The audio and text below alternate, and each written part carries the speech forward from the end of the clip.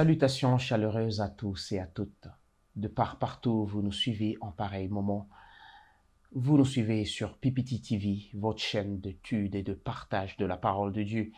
Et nous avons été heureux d'être avec vous pendant tout un trimestre où nous avons étudié une merveilleuse et grande leçon qui avait pour titre les 3 messages cosmiques. Et c'était un trimestre merveilleux que nous avons eu à passer en compagnie de vous. Et aujourd'hui, nous étudions la 13e leçon, qui est une synthèse de tout un trimestre d'études. Et nous recevons sur ce plateau le frère Bruno et le frère Innocent pour partager et étudier en profondeur cette leçon d'aujourd'hui. Et nous sommes encore heureux de vous accueillir à suivre cette leçon. Et j'aimerais dire bienvenue au frère Bruno. Merci beaucoup. Vous vous portez très bien? Oui, par la grâce du Seigneur. D'accord. Bienvenue, frère Innocent. Merci, frère Dani. Vous allez très bien? Très bien, par la grâce de Dieu. Ah, gloire au Seigneur. Merci. Et avant que nous ne puissions continuer, nous allons implorer la faveur de Dieu pour commencer la leçon et l'étude d'aujourd'hui. Prions avec le frère Innocent. Prions, notre Dieu, notre Père, nous voulons te dire merci parce que tu es bon. Tu as versé tout un chacun, tu as permis à ce que nous puissions finir ce trimestre. Maintenant que nous voulons étudier ensemble la dernière leçon, conduis cette séance, parle à nos cœurs, parle au cœur de téléspectateurs, au nom de Jésus, Amen. Amen. Immaculé de la gloire de Dieu. Immaculé de la gloire de Dieu, c'est la leçon que nous étudions aujourd'hui pour cette semaine que nous sommes en train de commencer. Le verset de mémoire que nous trouvons dans le livre d'Apocalypse, le chapitre 18, le premier verset, nous dit ce qui suit. Après cela, je vis descendre du ciel un autre ange qui avait une grande autorité, et la terre fut éclairée de sa gloire. Après cela, je vis descendre du ciel un autre ange qui avait une grande autorité, et la terre fut éclairée de sa gloire. Comme je vous ai annoncé, c'est une synthèse de la leçon de tout un trimestre qui nous parlait de 3 messages cosmiques. Et j'aimerais qu'on revienne un tout petit peu avant que nous ne puissions entrer en profondeur de cette nouvelle leçon de cette semaine où nous allons voir encore une fois de leçons importantes par revoir quelle a été la leçon de tout un trimestre. Frère Bruno. Merci beaucoup. Quelle a été la leçon de tout un trimestre? Nous l'avions eu dans Apocalypse et principalement nous étions dans Apocalypse le chapitre 14. C'est là qu'il y avait les gros du message. Si vous regardez, je vais lire Apocalypse chapitre 14. Je regardais et voici, si nous commençons peut-être pour gagner du temps au verset 6e, je vis un autre ange qui volait par le milieu du ciel ayant un évangile éternel pour l'annoncer aux habitants de la terre, à toute nation, à toute tribu, à toute langue et à tout peuple.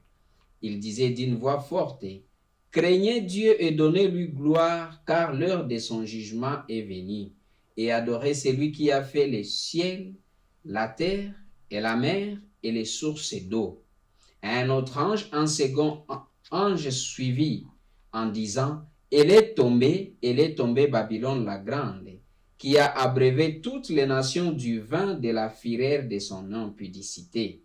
Un autre, un troisième ange le suivit en disant d'une voix forte, si quelqu'un adore la bête et son image et reçoit une marque sur son front ou sur sa main, il boira lui aussi du vin de la fureur de Dieu, versé sans mélange dans la coupe de sa colère, et il sera tourmenté dans le feu et le soufre, devant les saints anges et devant l'agneau. Cette leçon, pendant les 12 qu'on a déjà traversées, Oui. nous avions eu quand même à faire des pas, nous avions eu à faire des constructions magnifiques. L'adoration est au cœur du problème ou du conflit cosmique. Qui doit être adoré?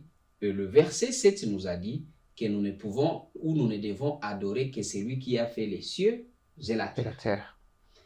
Mais quand on parle aussi de Babylone en nous disant qu'elle est tombée, nous avions aussi vu que Babylone, c'est un système religieux, mais un système dans lequel les traditions des hommes, les volontés des hommes sont mêlées à la parole de Dieu, ce qui altère la vérité. Ces systèmes-là, on nous a dit qu'il ne va plus durer longtemps. Et la parole de Dieu nous a invités à sortir, à prendre le courage, à compter sur Christ et sortir de ces systèmes. Et le verset qui a suivi nous disait qu'il y aura une marque. Il y aura un moment de scellement. Et durant les leçons de ce trimestre, on a appris que c'est le Saint-Esprit qui scelle et il se sert de la vérité. Si quelqu'un aime la vérité, si quelqu'un cherche la vérité, alors il est scellé et le moment de scellement, c'est aujourd'hui même. Ah, amen. Le moment de scellement, c'est aujourd'hui. C'est aujourd'hui que se décident des questions éternelles sur ta vie et sur ma vie. Donc, je t'invite à prendre part, à prendre position, soit pour le Seigneur, soit pour l'ennemi. Mais je t'invite, moi personnellement, à prendre position pour le Seigneur parce que là se cache ton salut.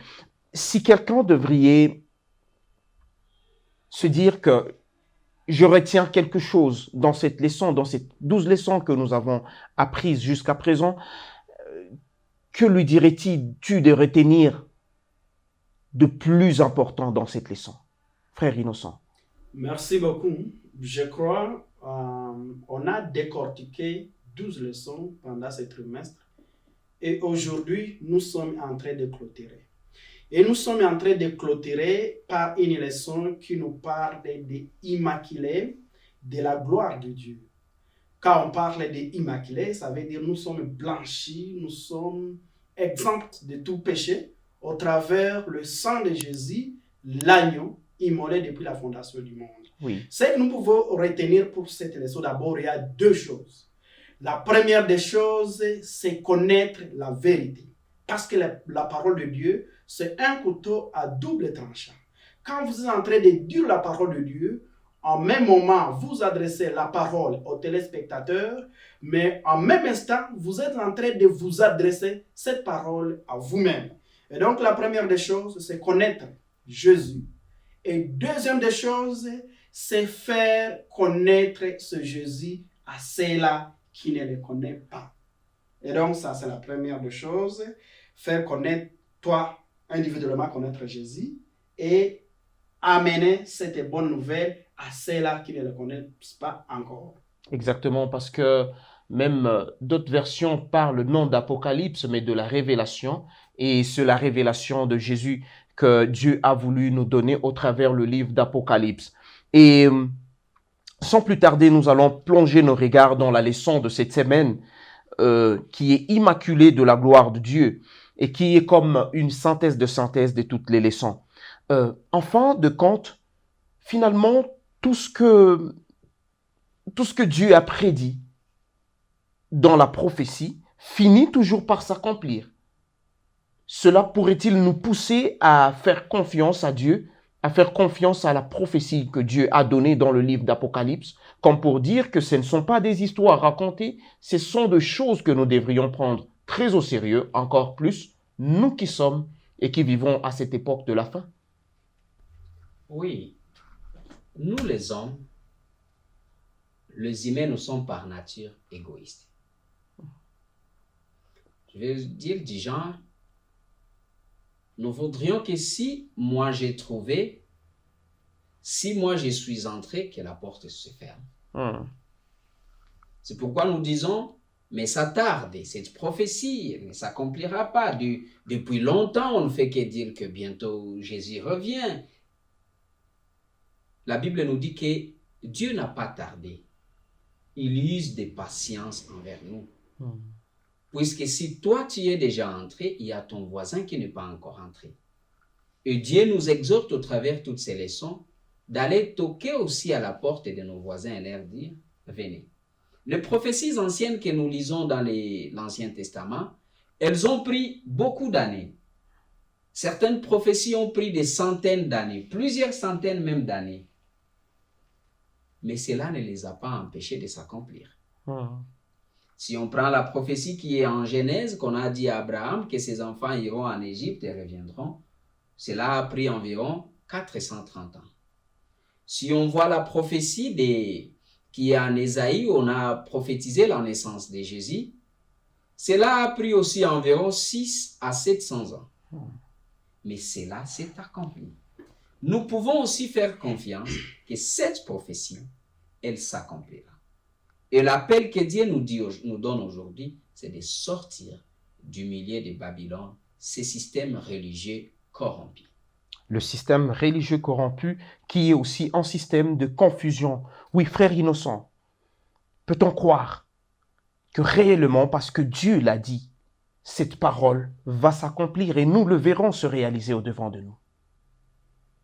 Oui, merci beaucoup. Si nous lisons en 1 Thessaloniciens 5, du premier verset au 6e verset, Oui. c'est là qui nous suivent pour gagner du temps et vont lire à la maison, nous allons voir que la parole de Dieu nous rassure que ces choses, toutes les choses que l'Éternel nous a révélées vont arriver. Il faut être sûr et certain.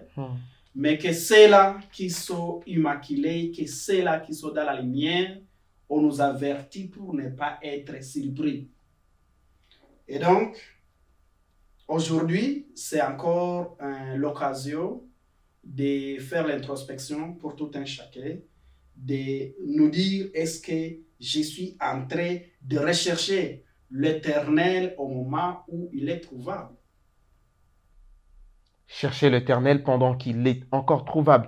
Et pendant que la machine est en marche, certainement comme la leçon d'aujourd'hui dans Apocalypse, le chapitre 18, nous renvoie à un message qui condamne, qui dit le jugement de Babylone, qui proclame maintenant la fin de Babylone. On a vu le deuxième ange, on en a parlé, mais il y a comme un quatrième ange qui vient pour dire que réellement la condamnation de Babylone est là. Comment devrait se comporter l'enfant de Dieu en ces temps-ci, pendant que ces choses sont en train de venir vers nous et ces choses vont arriver certainement? Comment on peut se comporter aujourd'hui? La crise finale et lutte imminente durant 12 leçons, nous l'avions démontré. Oui, elle est même permanente. Oui, elle a commencé. J'allais dire que maintenant, on devait commencer à se préparer, mais je crains que ce ne soit un peu tard. Mais gloire soit rendue au Seigneur puisqu'il nous donne encore un peu de temps pour qu'on se prépare et qu'on le fasse bien. Puisque la crise est là, préparons-nous. Comment allons-nous nous préparer? Aimons la vérité. Chérissons la vérité, cherchons la vérité. Je sais que parfois il y a de la peine. Je sais qu'à cause des intérêts, je sais qu'à cause peut-être du travail, à cause des études, à cause de la famille, à cause de la femme ou du mari, on a de la frousse à chercher cette vérité. Mais il n'y a pas plusieurs solutions. Si on n'aime pas la vérité, et la fois dernière, on avait un verset qui disait « Sanctifie-les par ta vérité ». Ta parole est la vérité. Cherchons et aimons cette parole. C'est la seule façon de se préparer. La seule façon de se préparer. Mais je me pose la question de savoir, est-ce connaître seulement la parole de Dieu suffira-t-elle pour préserver de l'égarement final les enfants de Dieu? Est-ce connaître seulement la parole de Dieu? Je connais la parole, je connais ce qui est contenu dans la parole. Est-ce que cela suffira pour garder, pour préserver les enfants de Dieu dans la crise, pendant la crise finale? Bon, merci beaucoup. Je crois que si nous revenons en Acte 2, 17, c'est un verset également qui accompagne Joël 2, à partir du 28e verset au 30e verset. Vous savez, il y a Paul qui a dit que je puis tout par celui qui me fortifie.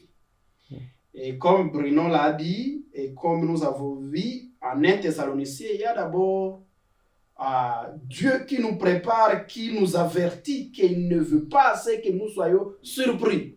Et donc, tous ceux-là qui seront dans la lumière, qui vont suivre, comme Jean 8, 32 nous dit, vous connaîtrez la vérité et la vérité vous affranchira. Dans d'autres versions, on dit, et la vérité vous rendra libre. Et donc, quand on a cette liberté, on est immaculé de la gloire de Jésus-Christ, on aura une autre force. Ce n'est pas par notre propre force que nous allons affronter la crise finale, mais étant immaculé et à la plénitude de la gloire de cet agneau immolé depuis la fondation du monde, on aura une autre force pour faire face à la crise finale. Ce qui sera aussi la résultante de la connaissance que nous avons de la vérité, ce qui veut dire que connaître la vérité, connaître ce qui est contenu dans la parole de Dieu est une chose importante. C'est une chose importante, oui, parce que ça sera une armure.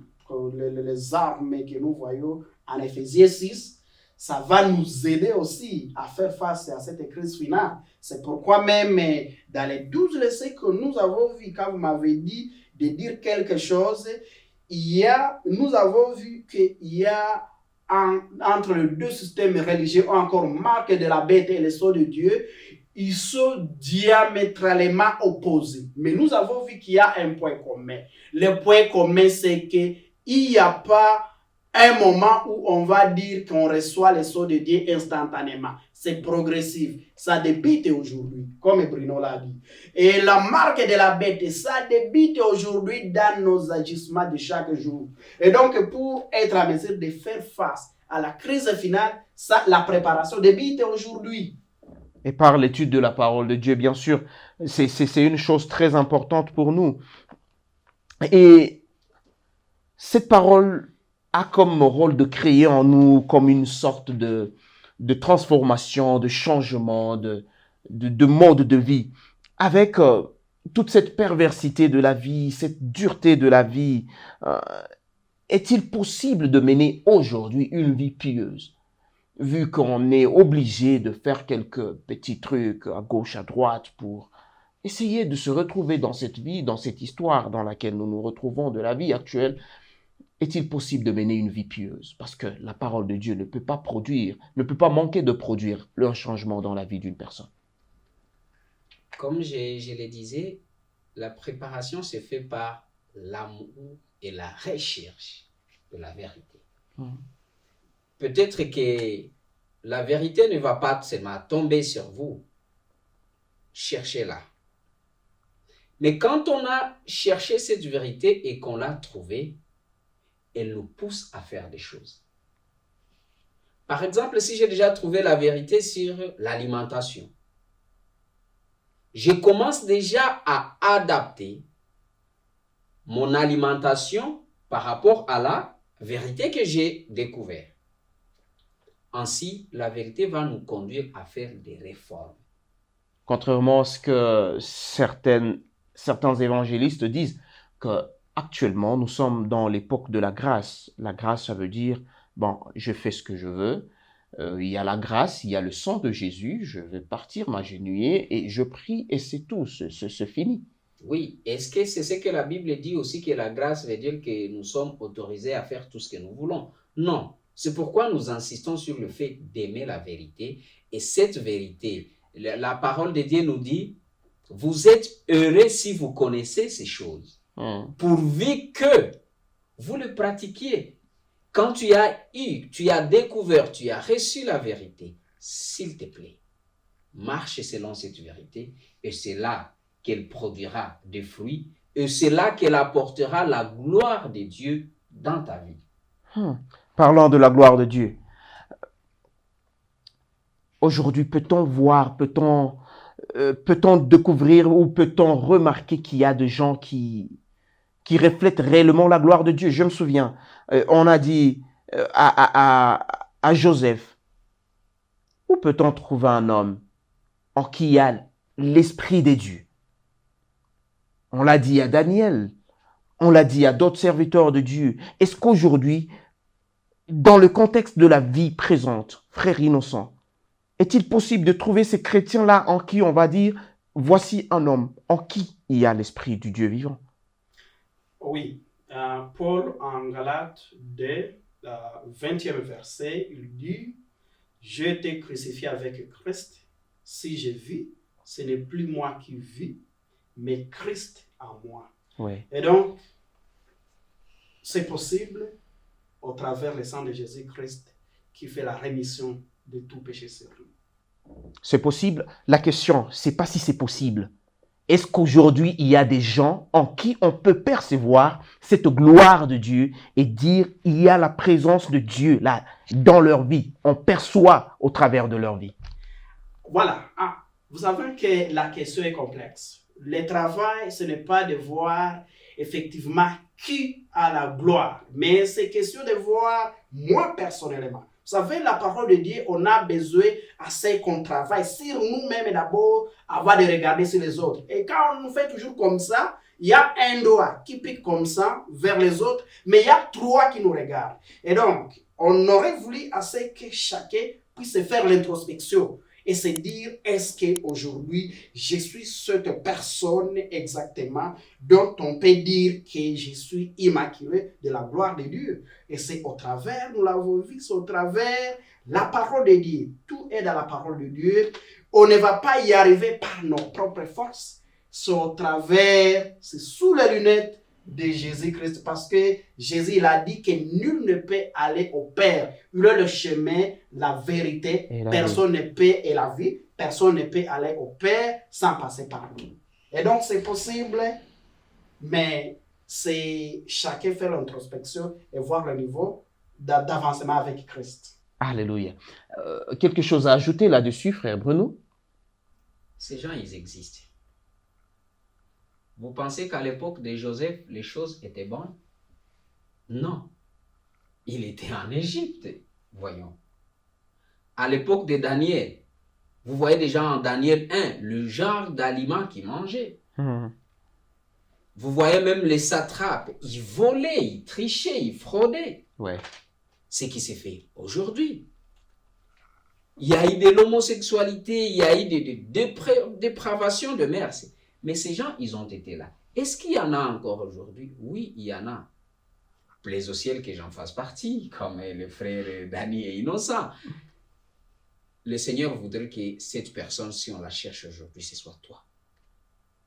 Amen. Mais pour que tu sois cette personne, comme je le disais, il y en a plusieurs, mais peut-être tu ne sais pas remarquer la personne parce que toi-même, tu n'es pas encore sur le chemin de la voir. Mais puisque le Dieu vivant, le Dieu que nous servons, répand son esprit seulement sur le ministère, sur sa parole, puisque la Bible nous dit que l'esprit de Dieu accompagne sa parole pour l'accomplir. Le Saint-Esprit, descendant sur la parole de Dieu, que tu as aimé, que tu as recherché, laquelle tu as mise en pratique pour faire des réformes dans ta vie, le Saint-Esprit apportera des changements et tu seras cette personne remarquable parmi des milliers ou des milliards de personnes. Tu seras unique et tu seras différent. Les gens ont peur d'être différents, mais c'est cela que le Seigneur veut pour nous. Parlant de la différence, allons répondre à une, peut-être l'avant-dernière question.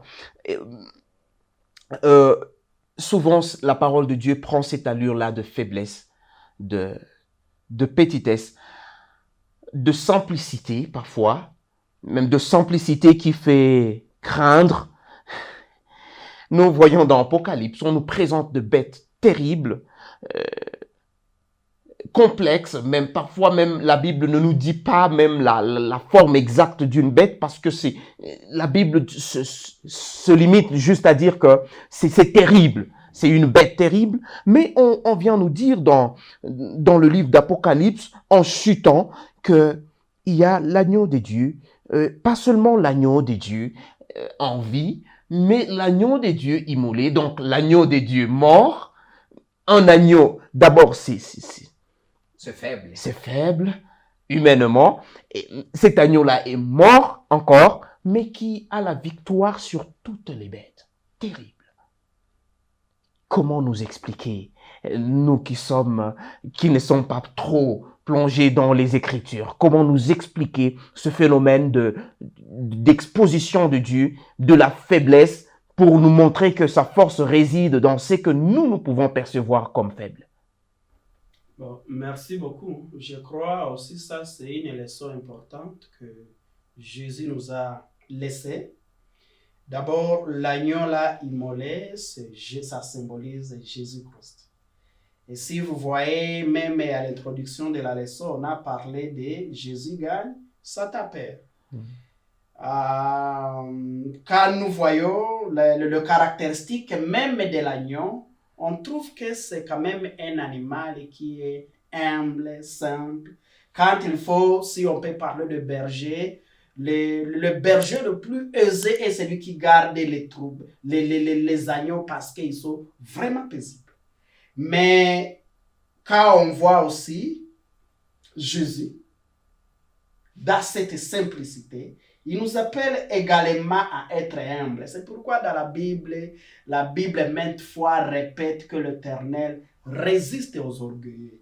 Et on dit si quelqu'un veut être élevé, qu'il soit d'abord serviteur des autres. Et cette leçon, c'est aussi un appel pour nous dire que dans les champs, dans la vigne du Seigneur, à quoi qu'on arrive, quoi qu'on fasse, qu'on soit toujours humble, comme Jésus là était humble, parce que la force se trouve dans l'humilité. La force se trouve dans l'humilité. Mais je me demande, en me tournant vers Bruno pour solliciter sa contribution, qui sera aussi sa dernière parole, comment vivre humblement dans un monde comme le nôtre? La méchanceté est devenue énorme. Comment je fais pour être humble? Mais finalement, tout le monde va m'épiétiner. Merci beaucoup. Nous avions parlé de la préparation. Tout le monde piétine ce qui semble faible dans ce monde. Oui. Nous ne se prépare pas pour vivre dans ce monde, Dani. On se prépare pour vivre dans le royaume de Dieu, où notre roi lui-même, il est simple, il est humble, il s'est humilié jusqu'à la mort, même la mort de la croix. Une mort ignominieuse. Oui, si le roi lui-même, il est humble à ce point, qu'est-ce que nous devons apprendre? À part l'humilité. Mais si on n'apprend pas, si on n'est pas humble, on n'apprendra jamais aussi la vérité. Parce qu'on croira que nos idées sont les plus bonnes, sont les plus vraies. La vérité, c'est chercher dans l'humilité, dans la simplicité. La parole de Dieu, elle est simple. C'est pourquoi elle aime aussi les gens simples. Mais pas simples d'esprit, mais simples dans leur comportement, qui sont capables de comprendre des choses. Et ce sont ces personnes-là que le Saint-Esprit dictera que non, cette voie, elle est mauvaise. Comme le psalmiste l'a dit, que regarde Seigneur si je suis sur une mauvaise voie et ramène-moi sur la voie de l'éternité. Quelqu'un qui accepte que je peux me tromper. Seigneur, ramène-moi. Montre-moi ce que je dois faire. Fais éclater ta gloire sur moi. Sans l'humilité, on ne peut pas. Mais puisque le Saint-Esprit, c'est une puissance. Et les gens de ce monde, ils piétinent les autres par leur puissance. Tu veux être aussi une puissance et opposer ta puissance à la puissance du Saint-Esprit. Il va se retirer. Tu n'auras rien. Mais la gloire de Dieu ne se manifeste que quand on est un agneau immolé. Parce que quelle que soit la férocité de toutes les bêtes que nous avions étudiées dans Apocalypse, aucune de ces bêtes n'est assise à la droite du Père. Amen. C'est l'agneau immolé. Amen. Qui est à la droite. Amen. Un dernier mot, frère Innocent. Bon, en clôturant, c'est juste appeler les gens, tous ceux-là qui nous suivent, à s'aligner, à que toutes les leçons que nous avons présentées ici ne puissent pas passer inaperçues dans notre vie quotidienne, mais que ça transforme nos vies, afin que nous puissions connaître cette vérité et que cette vérité puisse nous rendre libres en Jésus-Christ. Amen. C'était la fin, c'était là la leçon que nous avons étudiée cette semaine. Et ce trimestre, nous venons de clôturer une merveilleuse leçon qui avait pour titre « Les 3 messages cosmiques ». C'était un message d'avertissement, un message pour moi et pour toi, qui m'appelait à sortir de la confusion et à se tourner vers la lumière, afin que la gloire de Dieu rayonne sur ma vie, afin que je ne sois pas dupe et que je sois sauvé de la mort éternelle. L'appel nous est lancé, à toi et à moi, de choisir le bon camp, parce que la lutte, le combat, le conflit est réel. Que le Seigneur te soutienne, que le Seigneur me soutienne, qu'il nous aide à faire le bon choix aujourd'hui de suivre la voie qui mène à l'éternité. Au nom de Jésus, Amen. Amen. Nous allons clôturer par une prière qui sera dite par le frère Bruno. Seigneur notre Dieu, notre Père, durant 3 mois, tu nous as parlé, tu nous as donné un message d'avertissement, un appel plein d'amour. Tu as vu nos limites, tu as vu et tu connais nos faiblesses. Alors que nous avons soif de connaître cette vérité, merci puisque c'est toi qui crées en nous le vouloir et le pouvoir.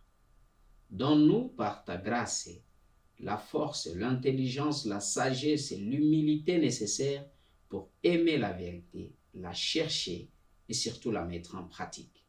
Qu'il te plaise, ô Dieu Tout-Puissant, de nous garder dans ton amour et de nous garder cachés en toi par Jésus-Christ. Amen. Amen. Nous avons été heureux d'être avec vous pendant tout un trimestre. Le prochain trimestre, nous allons étudier l'épître de Paul aux Éphésiens. C'est la leçon que nous allons étudier le trimestre prochain. Que le Seigneur vous bénisse et n'oubliez pas de vous abonner, n'oubliez pas de partager, n'oubliez pas de liker, n'oubliez pas non plus de mettre vos commentaires. Que le Seigneur vous bénisse. À la prochaine. Amen.